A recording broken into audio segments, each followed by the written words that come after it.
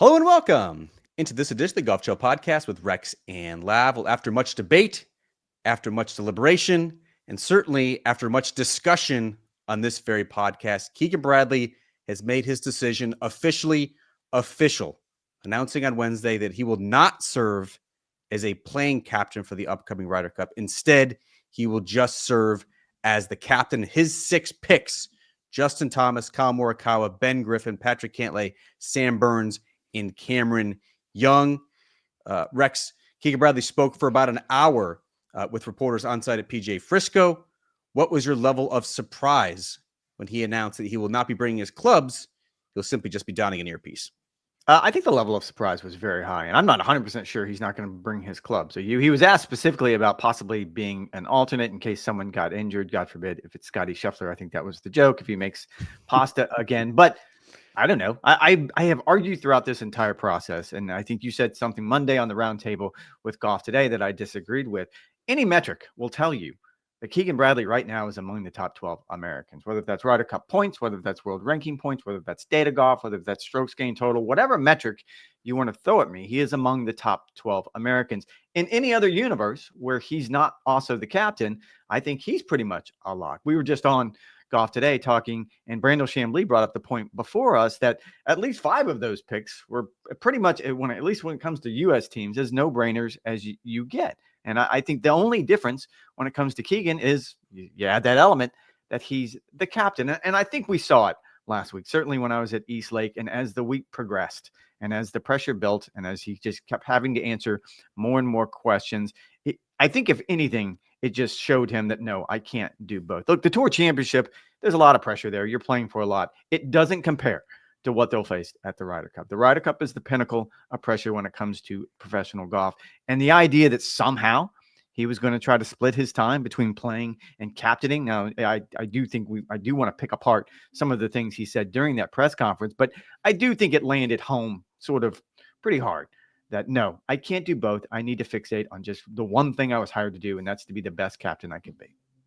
Kudos to you. You were the boots on the ground last week at East Lake and the Tour Championship, talking to players, talking to the vice captains, getting a good reading on what Keegan Bradley was going to do. You mentioned on the Sunday night podcast and as well on the Monday roundtable on Golf Today that Ben Griffin was sort of the player that you had circled as potentially feeling the most heat, the most pressure, that was the most uncertain to make that team. That sounded surprising from the outset, just because you look at him in points. He was more than 1,000 points earned, more than number 10, Maverick McNeely. You look at what he'd done recently, 10 top 15 finishes in his last 12 starts. He's one of the most complete players on the PGA Tour, 7th in strokes gained total. He's all the way up to 7th in data golf. It would have been a pretty shocking decision by Keegan Bradley to leave Ben Griffin off, because when you look at those 6 players who he was going to be picking as a potential captain's pick,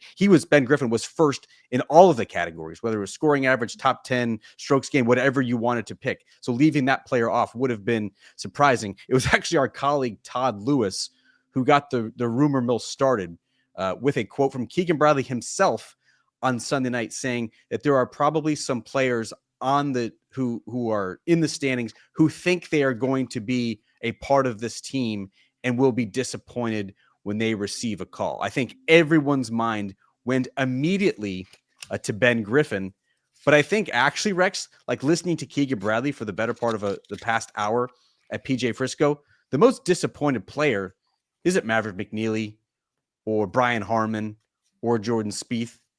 It sounds to me, Rex, like Keegan Bradley is the player and the call that was the toughest to make. Do you agree with that assessment? I think Mav was devastated. Actually, we were kind of asked, Todd Lewis during our roundtable just now was asked about who was this year's Keegan Bradley. And I think Mav McNeely is probably a good one to point to because, as we pointed out, he has played really well this year. And most of these players, Ben Griffin included, have done all of their damage, have earned all of their ability to try to qualify for this team in 1 year. Where the 2-year cycle sort of, you look at Xander Schauffele did not have a great year, but he had banked a lot of points the year before. So I would say Mav's probably the most disappointed. I was at a Folds of Honor event again on Monday after the championship, and I had a chance to talk with some former Ryder Cup captains that stood out to me. And I talked Lopez, who of course was a U.S. Solheim Cup captain and winning U.S. Solheim Cup captain. And I asked her, is there any way you could have possibly done both? Could you have played and you could have captained? And she thought about it for a split second and said, I wouldn't have wanted to. That what I do was fixate on being a captain and how much fun that was and the pressure and how it just pulls something out of you that you've never really experienced in your entire life. Now, she's saying this completely in retrospect, to be fair. She did not have to make that choice the way Keegan Bradley had to make that choice. But I can imagine a scenario where 2 months from now, when we're talking about however the Ryder Cup plays out, that Keegan will feel very similar to that. That however the experience goes down, you want to be a captain. You want to make the most of that because most people, not named Davis Love, don't get 2 turns of it. So this is an opportunity of a lifetime, and I think Keegan made the right choice. Yeah, I hear what you're saying about Mav, who was 10th in points. He did not win a golf tournament in 2025. Did not play particularly well in the major championships as well. He did have Maverick McNeely did 3 top 5 finishes in signature events. Finished 3rd at the BMW Championship. But to hear Keegan Bradley, it sounds like the decision on which 12 they were going to take has been sort of maybe been written in pencil, if not ink, over the past couple weeks. Nothing at the Tour Championship potentially save for Keegan Bradley winning the FedEx Cup, the Tour Championship, maybe would have changed that. But I think when you're looking at sort of the bear case for Maverick McNeely, he'd be a newcomer to the squad. Obviously, has not really proven himself on a major championship stage. Listening to Keegan Bradley, he's talked over and over about I want a guy who not just has passion for the event and wants to be there, but relishes sort of having the ball in that arena. There are home Ryder Cups, and then there are Ryder Cups at Bethpage Black. I think Maverick McNeely, as great of a player as he is, as solid of a season in 2025 as he had, I think bringing like a Ben Griffin and a Maverick McNeely on that squad would probably have been an unwise move. And I think the 6 that he cobbled together, sort of sans Keegan Bradley as a player, I think make the most sense to me. Well, and if you look at the players who, quote unquote, got passed over, whatever that means, based on just the points, the U.S. Ryder Cup points. Obviously, Mav was 10th when the points cut off after the BMW Championship. Keegan was 11th. Brian Harman was 12th, and Andrew Novak was 13th. As you just pointed out, and we just talked at length about Keegan, why that probably wasn't a good idea and why the captain came around on what he was thinking. You pointed out Brian Harman's not a great fit for Bethpage. We know what kind of test it's going to be. It's a long, hard slog, and he's probably not got that game for it. And Andrew Novak has played brilliant this year. He's right alongside Ben Griffin on that. However, he hasn't won an individual title. He won alongside Ben Griffin at the Zurich Classic as a teammate. But yes, I think there's something to be said for the idea that you kind of have to prove yourself under either major championship pressure, to Keegan's point, which I totally agree, or on Sunday to try to win a PGA Tour event. And I will say that there was a couple things that Keegan kind of pointed out. First off, he said, quote, the decision was made a while ago, which means that we've been now extended this for weeks, speculating, will he, won't he? But there was a time, and this is coming from Keegan as well, when he was going to play. So my mind is swimming, and I cannot wait for the 30 for 30 on ESPN, because I can just imagine what comes after. What if I told you that there was a moment when Keegan Bradley was going to play the Ryder Cup in 2025, and then there was a moment when he wasn't going to play the Ryder Cup in 2025? You and I sort of addressed the idea that he said that this has been made a while ago. However, on Saturday night at Eastlake, he told reporters, including myself and our very own Todd Lewis, that if he were to win somehow on Sunday at the Tour Championship, that it would probably factor in to his decision. He didn't end up winning. He finished tied for 7th, 5 shots back. Are you telling me that 5 shots is really the difference on this? I have a hard time wrapping my mind around all of this. I think they would have just really struggled with the optics of how do you leave a player who just won the Tour Championship, just won the FedEx Cup, has just won the prize as the season-long champion on the PGA Tour. How do you leave that player at home? I do think that would have involved some sort of evaluation process. I was very interested in, you bring up a great point, because there really wasn't, at least to hear Keegan Bradley, like a eureka moment or a light bulb moment where all of a sudden he just decided, all right, I haven't been playing well enough for 6 weeks, and the rest of these players have. I'm just going to focus on the captaincy. That had sort of been in the back of his mind, he said, all along over these past couple months, even after winning the Travelers Championship. He said that win, though, in the signature event on the PGA Tour sort of just opened his eyes to the possibility that this could become a thing. And I'm really struck, Rex, by this evaluation process that Keegan Bradley, the captain, had to do of Keegan Bradley, the player, and Keegan's own acknowledgement that he didn't do enough over the past 2 months to really cement the decision that he should play on this team. And I think when you contrast that to the play of those who were picked on that team, I think it's very striking. Ben Griffin, a lot of folks, I'm sure in the summer thought that this is just a hot streak. He's going to go back to being the tour journeyman that he's always been. Instead, he continued to make that leap. Top 10s in 2 major championships, continued to play well throughout the postseason, top 12 finishes in all 3 of those events. You look at what Cameron Young did, a player who would have been off the radar even after a close call in Canada, even after a good finish at the U.S. Open. It wasn't until the Wyndham Championship, the breakaway victory there in the regular season finale, coupled with then his continued great play in the postseason, that Cam Young became a lock. I think the same sort of theory and logic applies to Sam Burns, who is the 54-hole leader at the U.S. Open, coughed that one up with a Sunday 78. He kept it going as well, Rex, in the postseason, with 2 top 7 finishes, coupled with being the number 1 putter on the PGA Tour, coupled with being a proven partner for Patrick Cantlay and Colin Morikawa. So it wasn't just that Keegan Bradley failed to sustain the run of form that he showed for the spring, and certainly at the Travelers Championship, and winning that after Tommy Fleetwood kicked it away in the 72nd hole. I think it was in combination. It was in concert with the uptick in form from the players who were on that Ryder Cup radar that really made it, although it was difficult, although it was devastating, although it was disappointing, it made it a pretty easy decision for Keegan Bradley to make. I think so. And I was kind of touching base with one of sort of the numbers guys that, are in that universe for the U.S. team. And I sort of just asked, like, give me the stats that you would fixate on if you're going to make these 6 picks. And some of them are pretty obvious. Obviously, you need to drive the ball well. You need to have some distance off the tee. Again, we know what Bethpage Black is. You clearly match play. You want some good putters. The one stat that stood out to me was approach shots 200 yards or more. And again, this goes to the idea that it's a big ballpark. It's a big property. And as I sort of went down the list, breaking down statistically each one of these picks, Ben Griffin stood out to me. And putting and strokes gained putting on the PGA Tour this year, he's 22nd. He's a really good putter on tour, but he's 17th on tour in approach shots outside of 200 yards or more. That makes for a very good alternate shot partner. You're going to put him in a position where, as long as he's in the fairway, he can do something special with a long iron. And then he's proven himself really good with the putter. And to your point, I mean, Burns is the one that sort of stands out to me, because I think you and I batted this one back and forth on Sunday night, that if there was a borderline pick outside of that Keegan and the others category that we've just addressed, maybe Burns and Cam Young would be the one where you're having the conversation. But Cam Young hasn't finished outside the top 11 since July. This isn't just a hot streak. This is a really good run. But the other side of Sam Burns, and I think this is Keegan's line, not mine, not a better putter on the planet, at least not right now, first on tour in strokes gained putting. So you're going to love what he does there. And then probably Morikawa. I think he was always going to be a pick just based on where he was. I think Colin Morikawa, Rex, is the player who fans at home are being like, why are we picking this guy? His best finish in the past 3 months is a tie for 8th.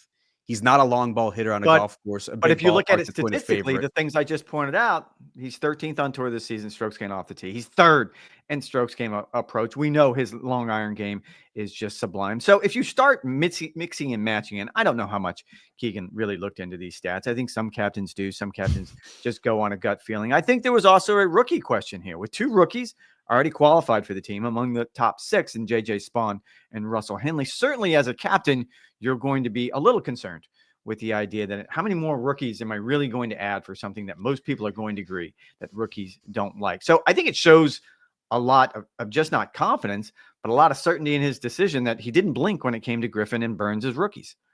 And I've been on record saying I like the fact that a captain has more wild card selections. Right, like there's been the shift over the past couple of years to go from 10 automatic qualifiers and 2 wildcard picks, so then it was 9 and 3, and now we've had, I think, since 2021 with the COVID affected Ryder Cup, that you have this 6 and 6 balance. Because I think there's always a difference between players who deserve to be there and captains who are sort of forming a team how they want to, an objective versus a subjective analysis. And there's certainly going to be fans who say that Colin Morikawa doesn't deserve to be on this team based on what he has done recently. The objective matter is he accrued enough points to finish 8th in the standings, a significant more than some of the other players who were picked for this team. I think when you look objectively at the data, what he does well, the precision he has, the accuracy he has, the winning Ryder Cup record that he has, particularly in the foursomes / alternate shot format, to me, a Colin Morikawa makes a lot of sense. I think the other picks were sort of no-brainers in that respect as well. Rex, how do you think that this is gonna land with fans? Because we've been talking about this possibility now for months. I don't think Keegan Bradley and the rest of the Team USA leadership, whether it was Kevin Kisner or Jim Furyk or Brandt Snedeker, have done anything to sort of tamp down the possibility of this happening. It has a very reality TV show type of vibe to it, with the cameras following him, hyping it up. Player registration last week at Eastlake at the Tour Championship, showcasing Arnold Palmer's golf bag from the 1963 Ryder Cup when he was the playing captain. Both Keegan Bradley and Ben Griffin are going to be on full swing in 2026. Like, everything sort of seemed commercialized and promotional in the respect that I think a lot of fans, and guys, correct me if I'm wrong, if you weigh in on the YouTube section here, a lot of fans wanted to see Keegan Bradley break the mold and be a playing captain. So I'm curious, now that the decision has made, how do you think that is going to resonate with fans and with the players? It's clear with the Keegan Bradley pick as a captain that the PGA of America wanted someone to think outside the box. I think Eamon Lynch said someone who wasn't part of the cool kids club, and we've established that's Keegan being passed over last time. All the emotion, everything that went into that, he should have been on that team last time around. And someone that knows Keegan very well pointed out to me this morning that if he probably makes that team in Rome 2 years ago, he probably doesn't get the captaincy, and this is an entirely different conversation. So it is kind of fascinating how history sort of winds its way around certain players and certain captains. I can tell you, though, because right as the captains and picks were being announced, I took to the X machine, formerly Twitter, and I got a lot of response. And most of it has to do with, 1, Keegan, 2, Patrick Cantlay, Dom 55907. Cantlay is so hard to root for. Wow, Dom, you're tough. This guy, DC Mockers, not sure what that is. Rex, how much do you think the U.S. team will lose by? I didn't know how to respond to that. This guy, Crazy Goof 11. Crazy Goof 11. BS. He didn't use the word BS. He used the real word. This is a clean podcast. We're not going to do that. Cantlay should not have been picked, and Bradley should have chosen himself. Another foolish move by the PGA Tour brass. PGA Tour does not run this, but all right, we can move on from that. It's mixed. Patrick Cantlay has been one of the best players statistically among the Americans, certainly among the top 20 in the world.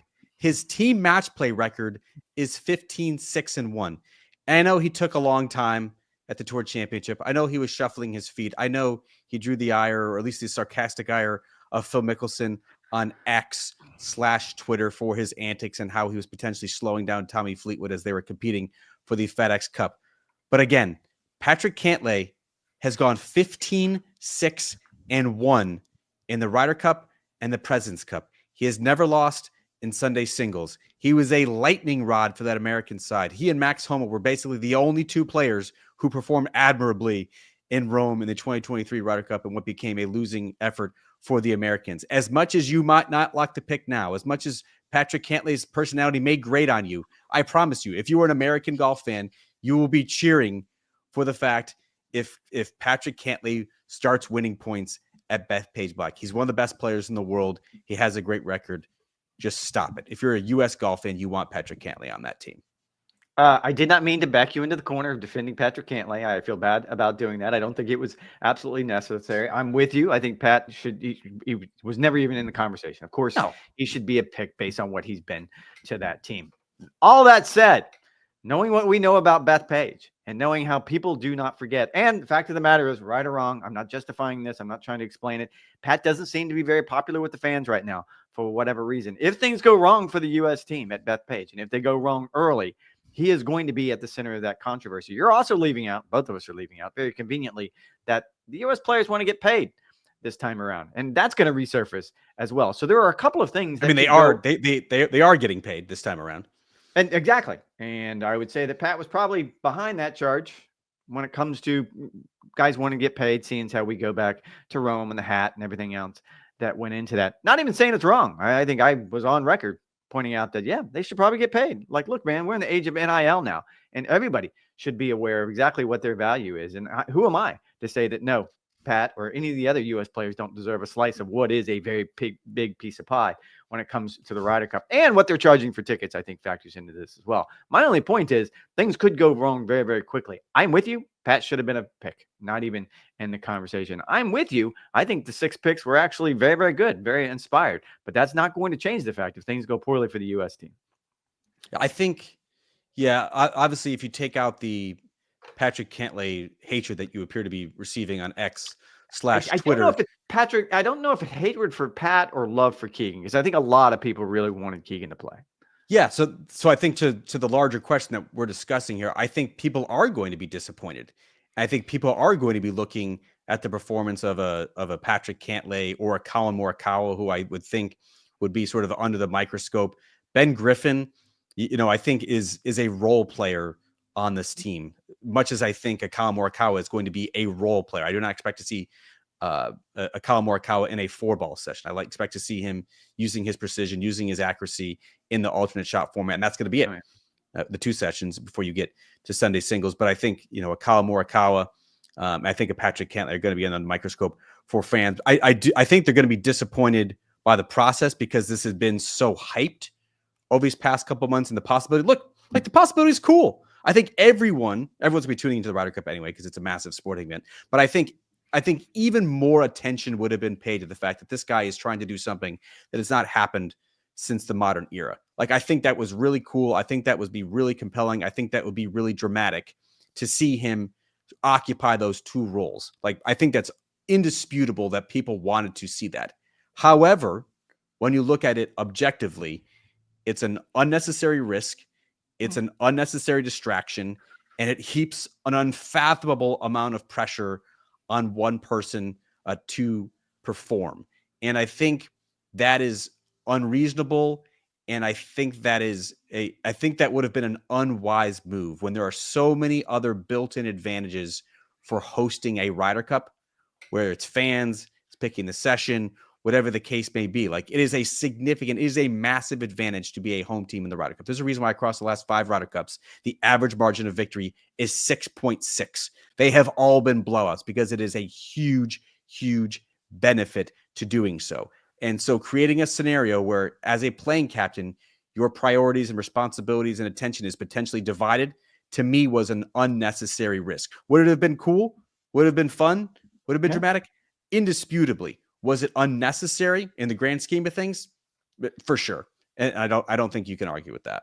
And I will say, and look, only history is going to be able to decide this one. I'll go back to Tom Watson being appointed captain going overseas very, very late in his career, where he didn't have any connection with the players. And I sort of hung that loss, which led to everything that became the player empowerment when it came to the Ryder Cup. And now I think the pendulum has swung back the other way, where the PGA of America has stepped in, certainly with the Keegan Bradley pick. However, I wasn't critical of Tom Watson. He did the best possible job he could. I was critical of Ted Bishop, who was president of the PGA of America at the time, for trying to shoehorn a captain that clearly he had a lot of respect for into an era where he wasn't going to be a very effective captain.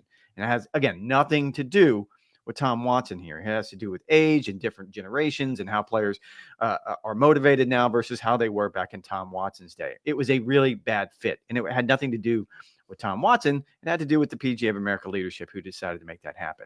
As we get further down the road, and when we look back on this moment, we can we're going to decide one way or the other if this was a good choice. Because I was taken last week at Eastlake when Keegan talked about the idea that from the moment he took this job, he still felt like he was among the top 12 Americans, that this possibility was very real in his mind. Whether or not the leadership at the PGA of America thought so at the time, I guess we're going to find out. Because if you did, I would say it was ill-advised, because you have now put a player, Keegan Bradley, who's well-intentioned as can be, into an impossible situation. Again, I'll go back to it. If he's not the captain, he's a no-brainer pick. I don't think we have this conversation. But he was the captain, and he was backed into an unprecedented corner, at least in the modern era. And I think history is going to judge if it was a good decision or a bad decision. Yeah, I can't help but feel sorry, to your point, Rex, for Keegan Bradley. Like, particularly when you think about his career arc. This was a guy who was such a fire starter for those decade ago U.S. Ryder Cup teams, pairing so successfully with Phil Mickelson. Obviously, remember the suitcase he didn't open because the loss was so disappointing. Then was on the losing. It was on the final green at Glen Eagles when the U.S. got routed there, and had not played in a Ryder Cup team since then.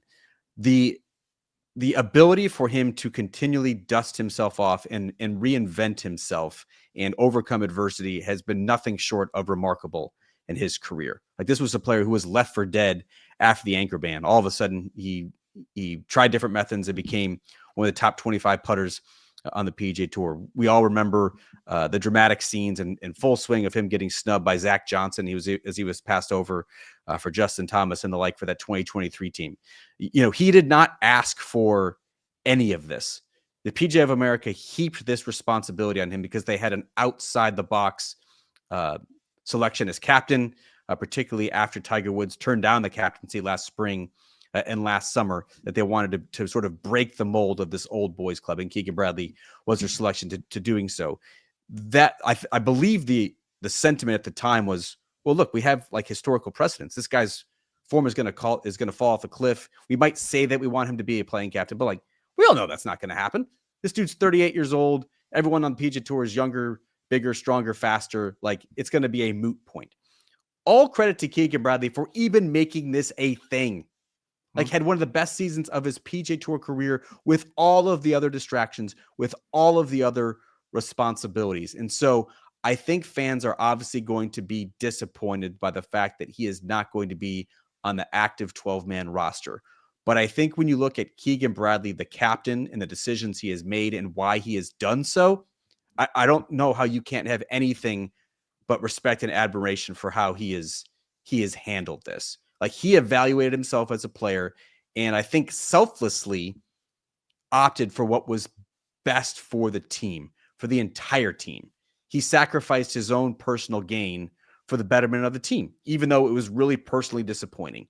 And the Americans have been criticized for a lot of things over the years, namely, specifically, being selfish and being self-centered and just caring about themselves. What Keegan Bradley has done with this decision in particular is the antithesis of that. And I really think that the U.S. team as a whole can be galvanized by this sort of selflessness. Because if Keegan Bradley, whose only goal was to play on another Ryder Cup team, is passing himself up, why can't I, if I'm a Scotty Scheffler or a Bryson DeChambeau, put my ego and pride aside and do something, whatever this something is, for the betterment of the entire team? I just think he sets such a great example as a leader of this group. I tend to agree with what Brandel said on the show after the announcements, that however this plays out, if the United States wins, I think you can point to that moment when Keegan Bradley made that decision to be selfless, to be a leader, to decide that, you know what, this is probably going to hurt me in the long run. I'm not quite sure if I'll ever be in this position again, but what's best for the U.S. team is me to focus on being a captain. I think you'll be able to point to that moment and say that's when it happened. There's going to be a lot of things that happen between now and that Sunday afternoon, certainly when you look at individual players and individual performances. But it certainly sent a very strong message that will be remembered. You and I just tried to do like highlights of the year on Sunday, and I was very quick to point out that we're probably going to change this list by the time we do it again in November or December, because normally there's 1, 2, or 3 things that come up at the Ryder Cup that are going to factor in and be those moments of the year. I would argue that this has the potential of being one of those moments. I would flip this back on you as we look. Again, I can't wait for the 30 for 30, because are we in this situation? Are we here in this moment in time, if not for Netflix? If the cameras aren't on him when he gets that phone call 2 years ago going into Rome, and he's not one of the captain's picks, and we don't see how devastating it is to him, we don't see the emotion and how much that really tore him apart not being a pick for that team, do we end up here? Because I don't know if everyone really knows exactly how much that meant to him. I mean, the PGA of America brass is adamant that show, that devastation, that disappointment had nothing to do with elevating Keegan Bradley to the captaincy. It strictly wanted to have a outside the box, break the mold type pick. And that's why they went with Keegan Bradley over, I don't know, a Stuart Sink or a Brandt Snedeker, players of that mold, players of that ilk. I liked the move at the time, again, sort of with the operating assumption that his play was going to fall off. If his play falls off and he's, not a top 50 player on the PGA Tour anymore, if he was, well outside the top 12 in Ryder Cup points, and it's an easy decision, and he's basically just selecting players who are peers of his on tour, but he's still, in the know enough. Like, I think that scenario is perfectly fine. I do think there's something said of having a captain who is a contemporary. Again, I think this really comes down to the singular talent and the singular ability of Keegan Bradley to compartmentalize this year. The PGA of America, they can say whatever they want. There had to have been the belief that there's no way this guy can keep it up. And he did. And your hat's off to him. I mean, to your point, historically, captains' plays fall off. It doesn't matter age. It doesn't matter generation. It's a consuming job, and it's not very conducive to being a professional golfer. So you're right. It is absolutely amazing that we ended up where we ended up. All right. That is going to do it for this edition of the Golf Channel Podcast with Rex and Lav. Much more on NBCSports.com/golf, aka golfchannel.com. Rex and I will have another podcast next Monday, Labor Day Monday, or Tuesday, following the announcement of European Ryder Cup captain Luke Donald. We are not anticipating to go 32 minutes, Rex, on that podcast. We are very much anticipating that Luke Donald is going to have virtually the same team that he donned in Rome, other than potentially swapping out a Hogard with Nikolai for Rasmus, who was, again, one of those automatic qualifiers. All right. Thanks for listening. Thanks for the support. We appreciate you guys weighing in on this debate over the past 9 months. It's been a lot of fun. #content for days. Thanks for listening. Thanks for the support. We'll talk to you guys next week. It's draft day, y'all.